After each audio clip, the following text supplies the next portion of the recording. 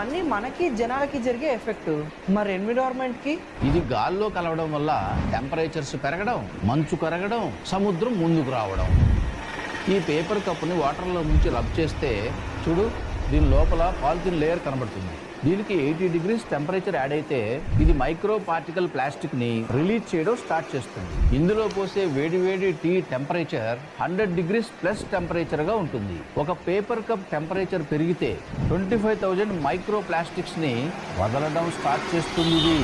ఇదంతా మన కళ్ళకి కనిపించదు. ఇది మన బాడీ లోపలికి టీతో పాటు క్యాన్సర్ ని కూడా లోపలికి తీసుకెళ్తుంది. ఆ పేపర్ కప్ వల్ల ఇంత జరుగుతుందా? ఆలోచించండి, ఇలాంటి టీ కప్స్ లో తాగడం, వీటిలో తినడం చేస్తే మీ ఫ్యామిలీ ఫ్యూచర్ ఏంటో. ఇదంతా చెప్పేది మిమ్మల్ని అవేర్ చేయడానికి మాత్రమే. మరి గవర్నమెంట్ ఏం చేయట్లేదా? మీకేమైనా అర్థమైతే కామెంట్ బాక్స్ లో రాయండి.